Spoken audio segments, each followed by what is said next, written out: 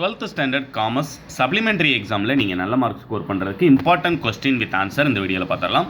இந்த important question with answer உங்களுக்கு வேணும் அப்படின்னம்னா என்னுடைய ஜிபே நம்பர் 8072021998 8072021998 இந்த நம்பருக்கு காமர்ஸ்க்கான ப்ரைஸ் 150 பே பண்ணீங்க அப்படின்னம்னா இம்பார்ட்டன்ட் கொஸ்டின் வித் ஆன்சர், அதாவது எக்ஸாமில் வருவதற்கு வாய்ப்பு இருக்கக்கூடிய கேள்விகள் மட்டும், அதுக்கு நீங்கள் எப்படி ப்ரிப்பேர் பண்ணணும் அப்படிங்கிற ப்ரிப்பரேஷன் மெத்தடும் சேர்த்தே உங்களுக்கு சொல்லிடுறேன். இதுவாக நான் காமர்ஸ் மட்டும் கிடையாது, நீங்கள் Tamil, English, commerce, economics, accountancy, history இந்த 6 சப்ஜெக்ட்டுக்கு வாங்கிக்கலாம். ஒவ்வொரு சப்ஜெக்ட்டுக்கும் 150 ருபீஸ். என்னுடைய நம்பர் ஆல்ரெடி நான் சொன்ன மாதிரி 8072021998. ப்ரைஸ் பார்த்தீங்கன்னா ஒரு சப்ஜெக்ட்டுக்கு 150 ருபீஸ். என்ன சப்ஜெக்ட்டுக்கு வேணும் அது மட்டும் வாங்கிக்கலாம். இல்லை ப்ரைவேட் ஸ்டூடெண்ட்ஸ் 6மே வேணும் அப்படின்னா எனக்கு அதே நம்பரில் தான் ஃபோன் நம்பர், அதுக்கு கால் பண்ணி நீங்கள் டீட்டெயில் வந்து கேட்டுக்கலாம். ஃபஸ்ட்டு பார்த்தீங்கன்னா நீங்கள் 2 மார்க் கொஸ்டின் விட்டுருங்க, நான் 5 மார்க் கொஸ்டின்லேருந்து வரேன். ஏன்னா ஃபெயிலியர் ஸ்டூடெண்ட்ஸும் எழுதுறீங்க அப்படிங்கிறனால 5 மார்க் கொஸ்டின் நீங்கள் அட்டன் பண்ணால் தான் கண்டிப்பாக நீங்கள் எக்ஸாமில் பாஸ் ஆக முடியும். நீங்கள் ஃபஸ்ட்டு ப்ரிப்பேர் பண்ண வேண்டியது இந்த ஒரு மாதத்தில் ஒன்வேர்டு எல்லாத்தையும், உங்களுடைய 28 சாப்டர்லையும் இருக்கக்கூடிய ஒன்வேர்டு எல்லாத்தையும் தரவு பண்ணுங்கள். ஒவ்வொரு சாப்டர் வைஸாக, ஏன்னா 4 ஒன்வேர்டு 5 1 மார்க் தான் இருக்குது ஒரு சாப்டருக்கு.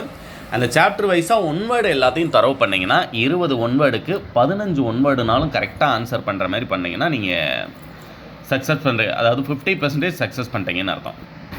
அடுத்ததாக நீங்கள் 5 மார்க்கில் இம்பார்ட்டன்ட் கொடுத்து படிக்க வேண்டியது 5 மார்க் கொஸ்டினை பொறுத்த வரைக்கும் வேறுபடுத்துக கொஸ்டின். வேறுபடுத்துக வினாக்கள் 2 முதல் 3 நிச்சயமாக எதிர்பார்க்கலாம். இந்த வருஷம் பார்த்தீங்கன்னா 4 கேட்டிருந்தாங்க, புரியுங்களா? முதல் நிலை சந்தை 2ஆம் நிலை சந்தைக்கும் இடையே உள்ள வேறுபாடு 1, பணச்சந்தை மற்றும் மூலதன சந்தை இரண்டுக்கும் இடையே உள்ள வேறுபாடு 2,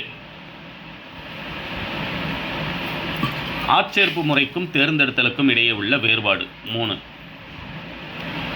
பணவழி பயிற்சிக்கும் பணவழியற்ற பயிற்சி முறைக்கும் உள்ள வேறுபாடுகள் யாவை 4, பாரம்பரிய சந்தையிடுகை எவ்வாறு மின் சந்தையிடையிலிருந்து வேறுபடுகிறது விளக்குக 5, நிபந்தனை மற்றும் நம்புறுதிகளை வேறுபடுத்துக 6, காசோலை மற்றும் மாற்றுச்சீற்றினை வேறுபடுத்துக 7, தொழில் முனைவோர் மற்றும் அகத்தொழில் முனைவோர் இவர்களை வேறுபடுத்துக 8, பங்குச்சந்தை பங்குகளுக்கும் கடனீட்டு பத்திரங்களுக்கும் உள்ள வேறுபாடுகள் யாவை 9.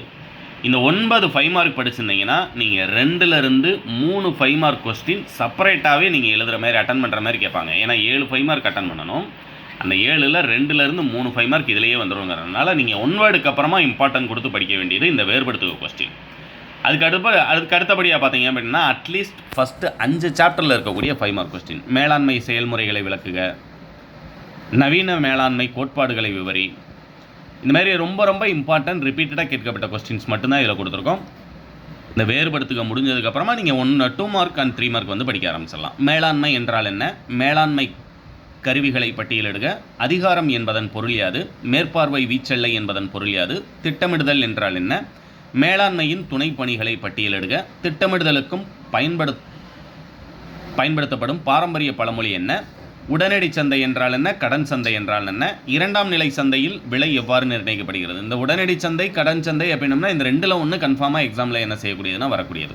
அதுமாதிரி மூலதன சந்தை, அரசு பத்திரங்கள் சந்தை, பங்கு சந்தை, இந்தியாவில் ஏதேனும் 5 பங்குகளை பற்றி விளக்குக. எல்லாத்துக்குமே ரொம்ப லென்த்தாக கொடுத்துருக்கோம் அப்படின்னம்னா 2 மார்க் கொஸ்டின் அப்படின்னம்னா ஒரு 3 பாயிண்ட் 4 பாயிண்ட் இந்த மாதிரி நேம்ஸ் எழுதுறதுல, புரியுங்களா? அதே 3 மார்க் கொஸ்டின் அப்படின்னம்னா நீங்கள் பாயிண்ட்டாக எழுதும்போது 3 பாயிண்ட். 5 மார்க் கொஸ்டின் அப்படின்னம்னா வேறுபடுத்துகளை 5 பாயிண்ட் எழுதணும் அப்படிங்கிறத ஞாபகத்தில் இருக்குங்க. இதில் 7 பாயிண்ட் 10 பாயிண்ட் இருக்குது, அதெல்லாம் தேவையில்லை. நமக்கு எக்ஸாமில் 5 பாயிண்ட் எழுதணும் அப்படிங்கிறத ஞாபகத்தில் வச்சுக்கோங்க. இது கொஸ்டின் வித் ஆன்சரோட வேணும் அப்படின்னா என்னுடைய நம்பருக்கு நீங்கள் கால் பண்ணலாம். இல்லை இம்பார்ட்டன்ட் கொஸ்டின் மட்டும் டவுன்லோட் பண்ணால் டிஸ்கிரிப்ஷனில் லிங்க் கொடுத்துருக்கேன், நீங்கள் டவுன்லோட் பண்ணிக்கலாம். தேங்க்யூ.